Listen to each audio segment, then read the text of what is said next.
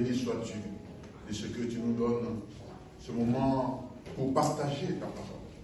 Dispose nos cœurs, dispose nous-mêmes, et que nous soyons attentifs, et que nous puissions donner effectivement, toi qui es tout puissant, la gloire que Dieu lui donne.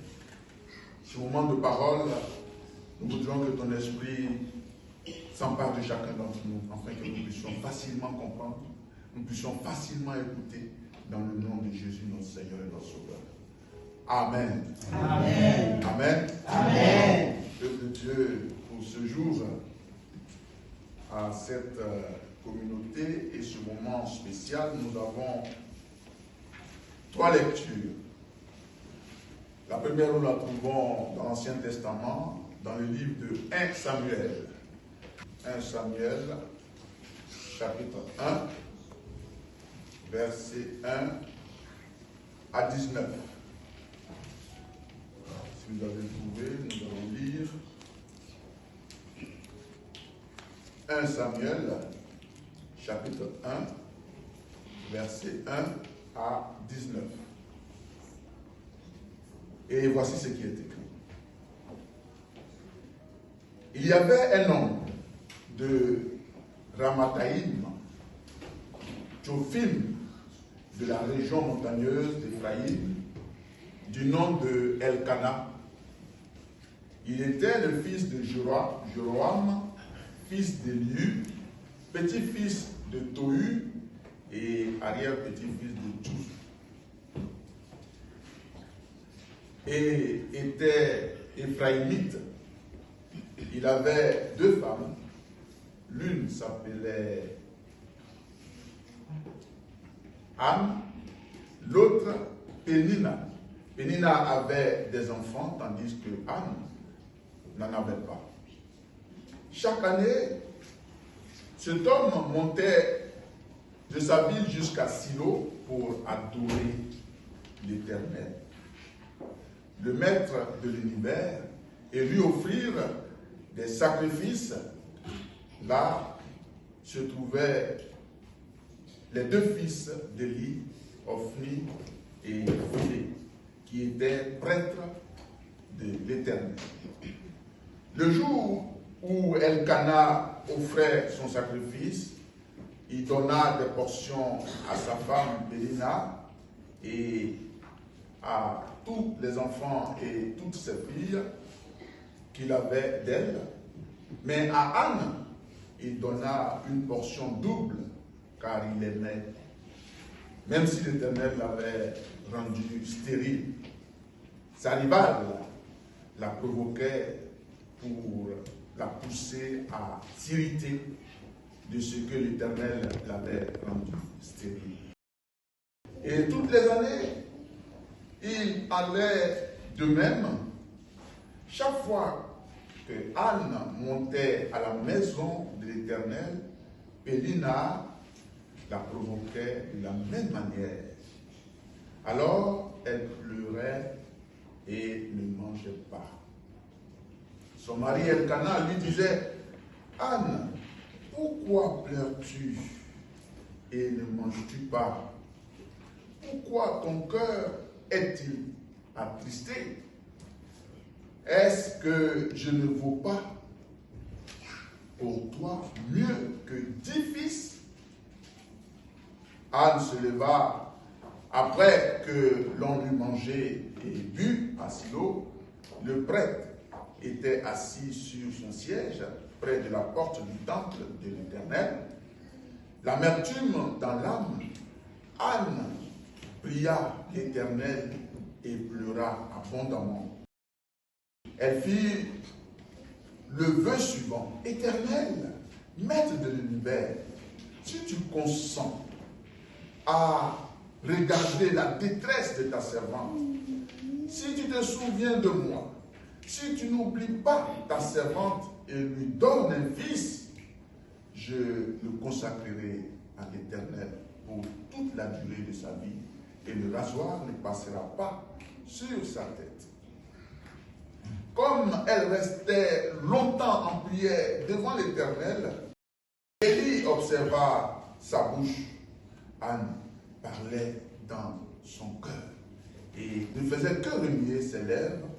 On n'entendait pas sa voix. Élie pensa qu'elle était ivre et lui dit, jusqu'à quand serais-tu ivre? Va cuver ton vin. Anne répondit, ce n'est pas cela, mon Seigneur. Je suis une femme à l'esprit abattu. Je n'ai ni bu du vin, ni boisson enivrante, mais je penchais mon cœur devant Dieu. Ne prends pas ta servante pour une femme légère, car le trop plein de ma douleur et mon chagrin m'a fait parler jusqu'à présent. Élie reprit la parole et dit, pars en paix, et que le Dieu d'Israël exauce ta prière que tu lui as adressée. Elle répondit, que ta servante trouve grâce à tes yeux.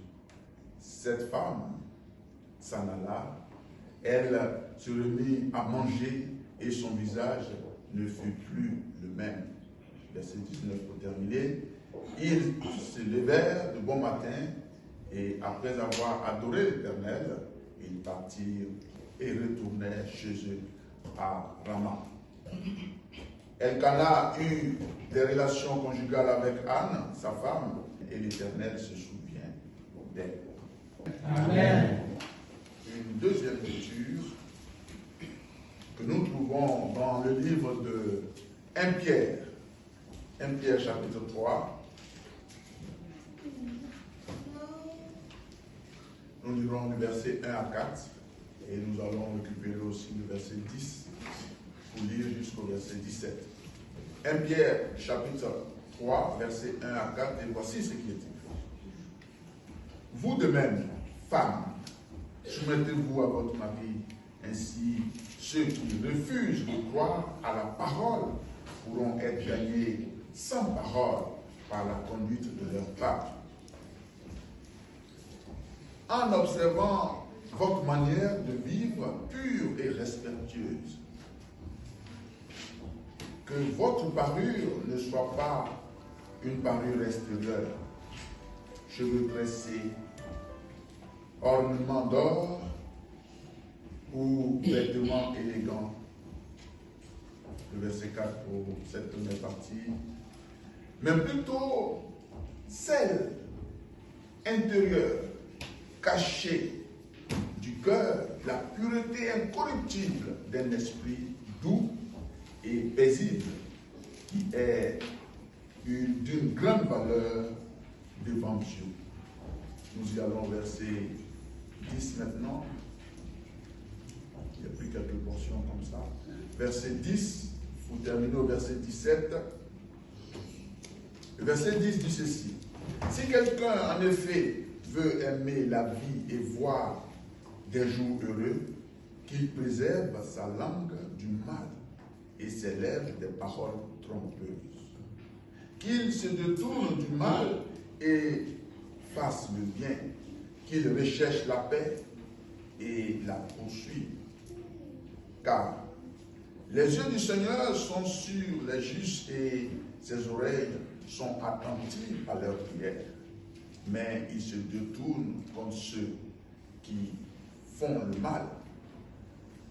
Qui vous fera du mal si vous avez pour modèle ce qui est bien? D'ailleurs, même si vous devez souffrir pour la justice, soyez heureux. N'ayez d'eux aucune crainte et ne soyez pas troublés. Mais respectez dans votre cœur la sainteté de Dieu et le Seigneur. Soyez toujours prêts à défendre l'espérance qui est en vous devant tous ceux qui en demandent raison. Mais faites-le avec douceur et respect, en gardant une bonne conscience, afin que, là même où vous êtes calomniés, comme si vous le faisiez le mal, ceux qui critiquent votre bonne conduite en Christ soient couverts de honte. Le verset 17 pour terminer. En effet, il vaut mieux souffrir si telle est la volonté de Dieu en faisant le bien qu'en faisant le mal. Amen. Jean chapitre 16, versets 20 à 24, et nous lirons pour terminer le verset 33.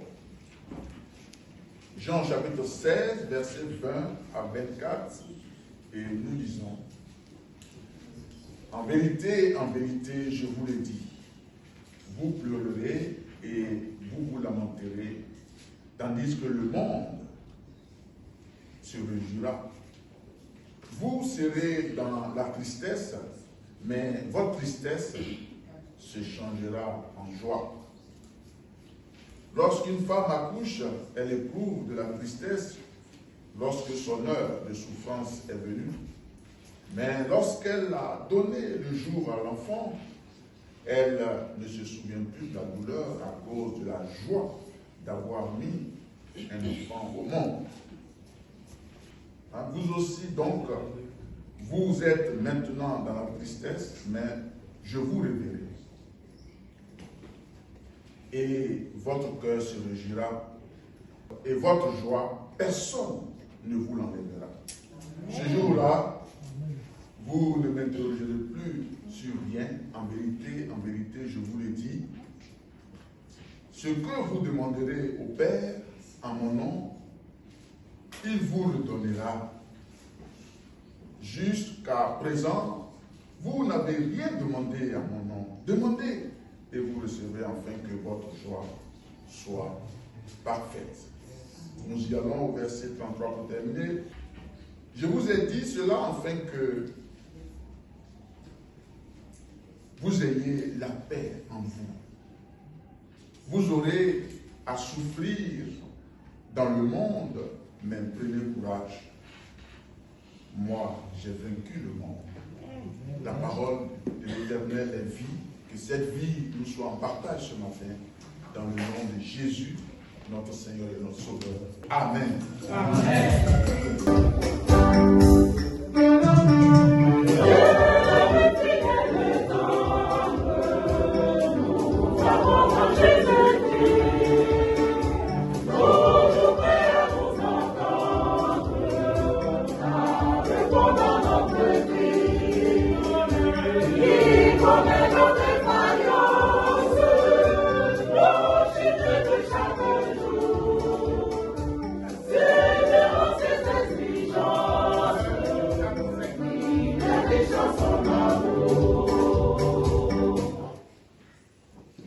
Dieu de gloire, magnificence à toi, qui sommes-nous, des serviteurs inutiles.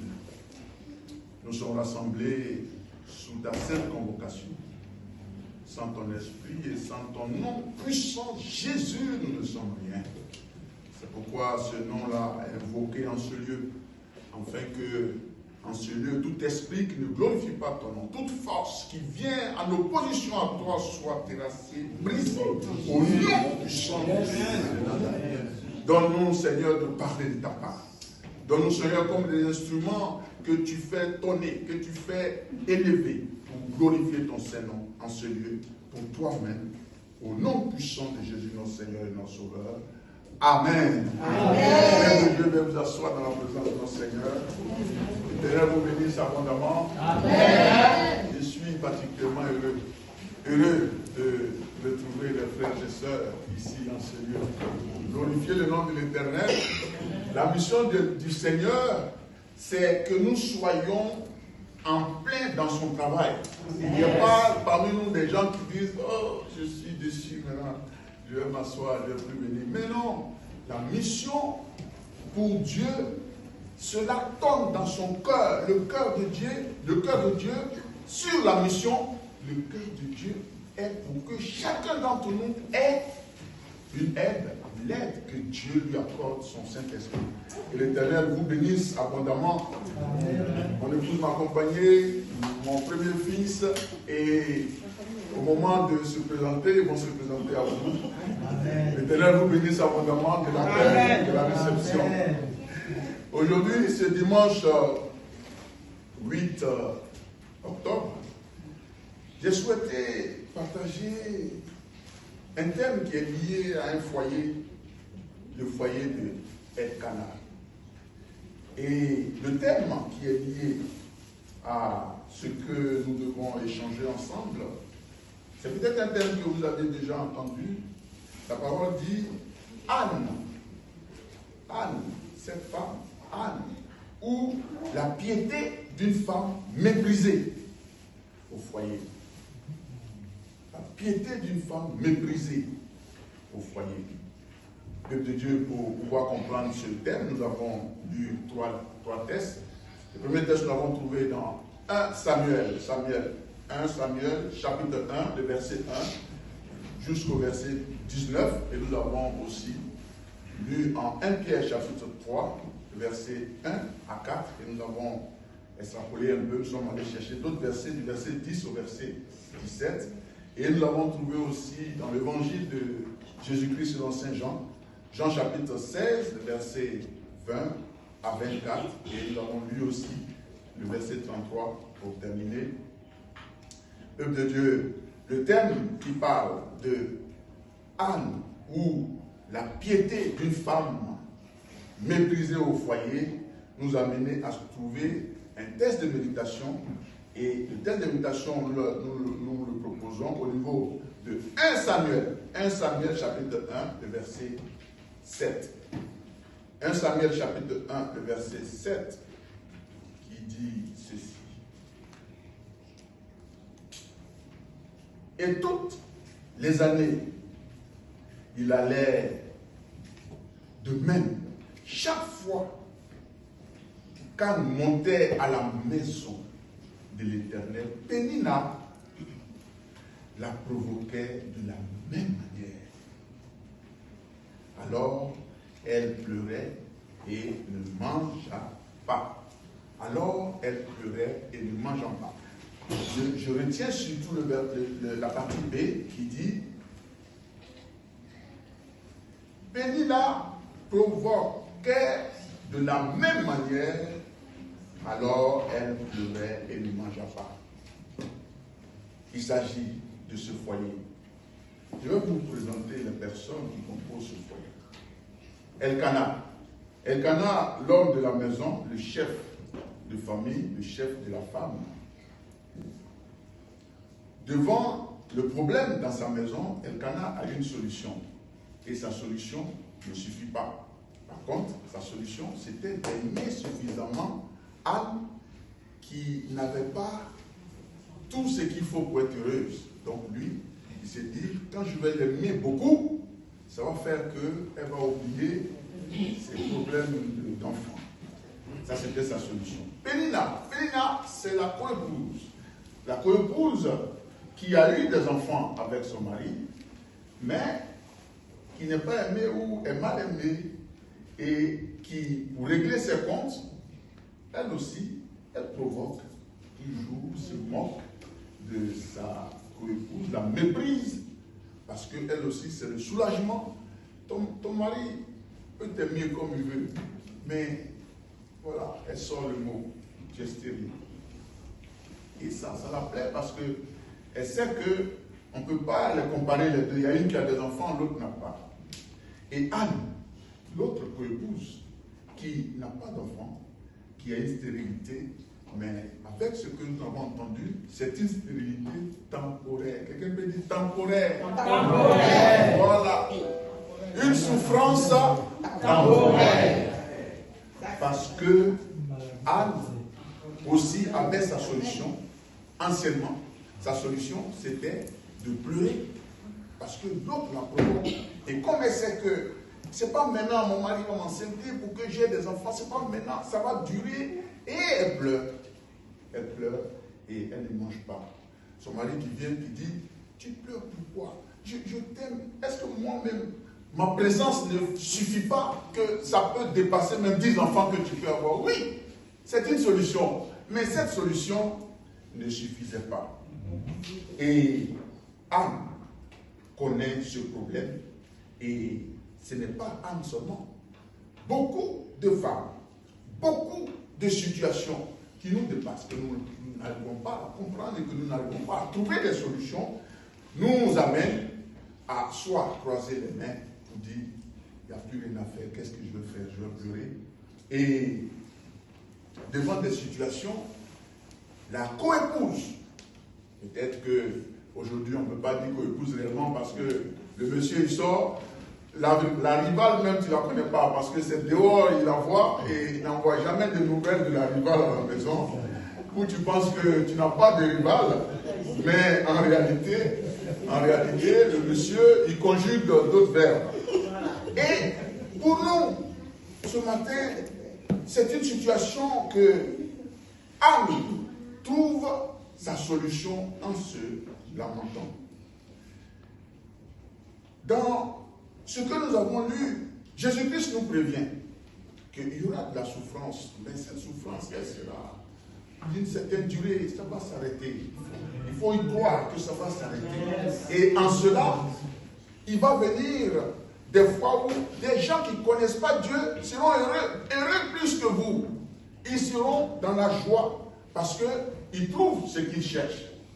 Mais la petite chose que Dieu retient, c'est que à partir de ce qui te manque,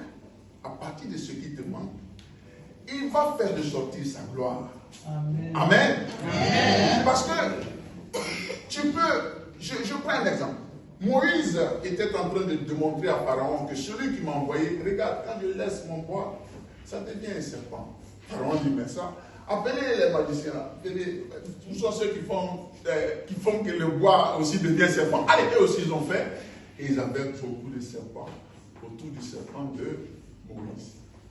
Mais Dieu a montré que les petits serpents que vous envoyez là, il ne peut pas devant et ce serpent, le serpent du bois de Moïse a commencé à avaler les autres petits serpents. C'est pour dire quoi? C'est pour dire que ce que toi tu as, parce que tu es dans le Seigneur, si on veut prendre pour comparer à celui d'une autre personne, qu'il a la même chose, mais comme il n'est pas dans le Seigneur, pour toi là, a une grande valeur que tu ne peux même pas comparer avec celui qui était là-bas. Quand nous avons suivi, on disait déjà dans le texte que Pénina avait des enfants, peut-être elles sont dans le foyer il y a longtemps. Pénina a fait 3 enfants, 4 enfants. Anne n'a jamais eu d'enfant. Pénina peut commencer à dire que je gagne Anne 4-0. Anne ne fait rien.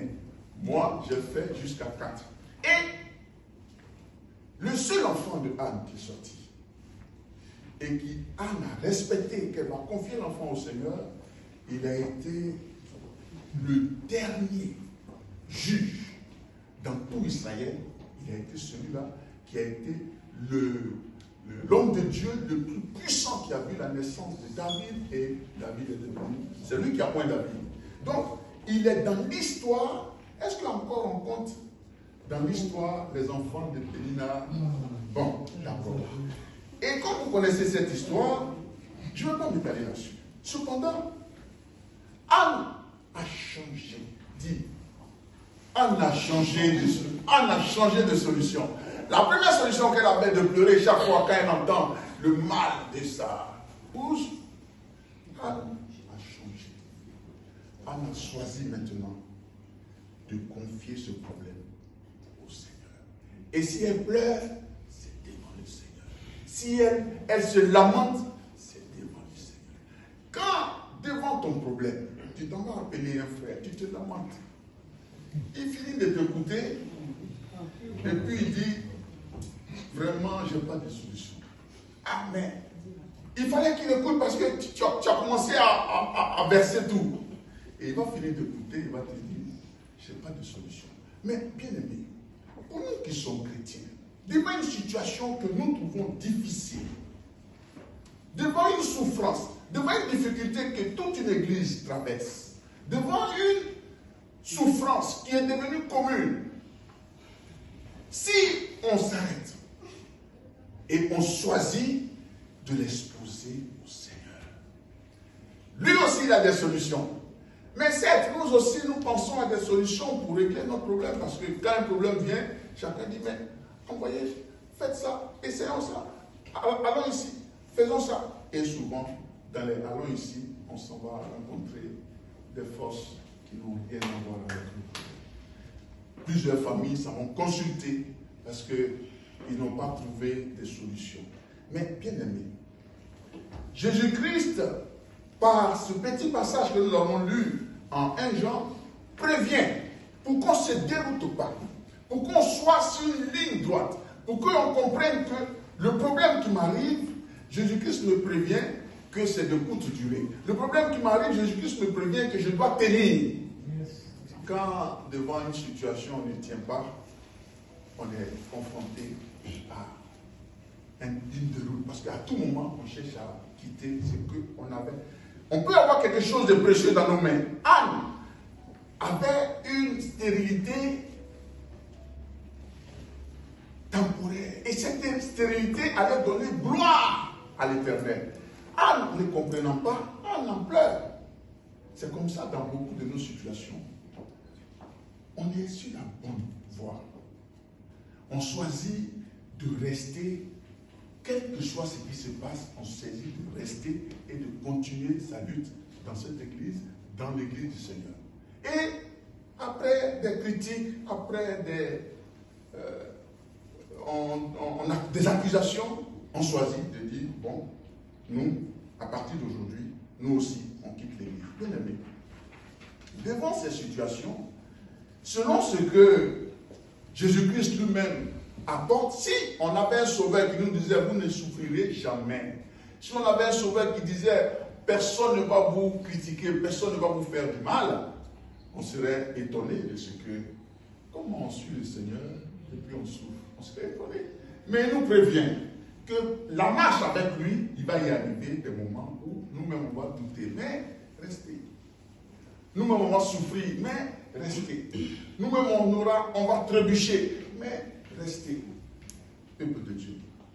À chaque fois que Anne pleurait, ça réconfortait Pénina.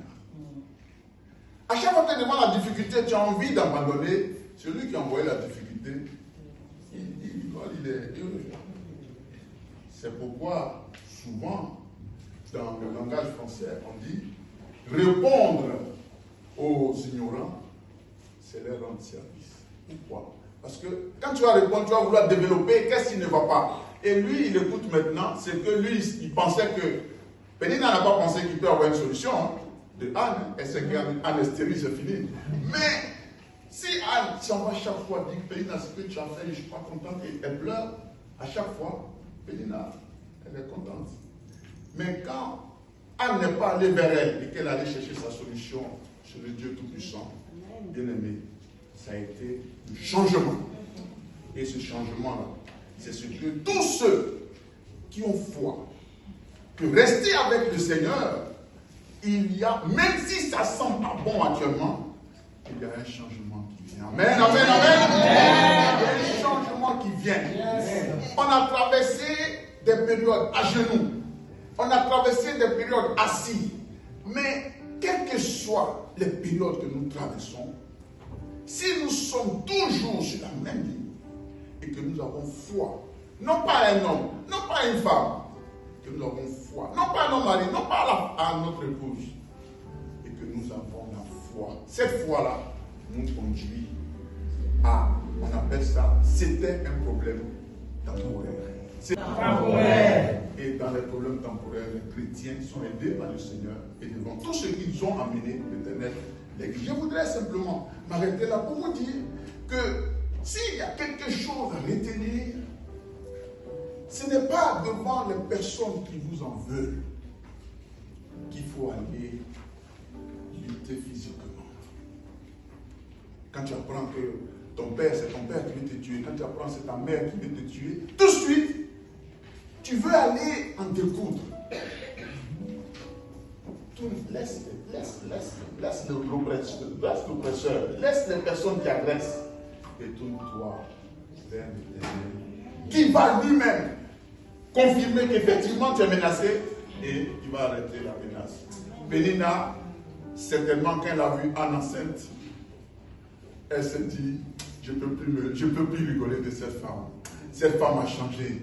cette femme, elle va avancer. Cette femme, je ne peux plus rire d'elle, peut-être même. Et Anne a eu d'autres enfants. Mais c'est pour vous dire que devant votre situation temporaire, restez toujours dans le Seigneur, que l'Éternel vous y aide. Ce n'est pas facile, mais restez toujours dans le Seigneur, que le Seigneur vous y aide et nous y aide aussi à concorder tout pour que ce soit sa gloire qui ressorte dans tous nos échanges au nom puissant de Jésus-Christ de Nazareth. Amen.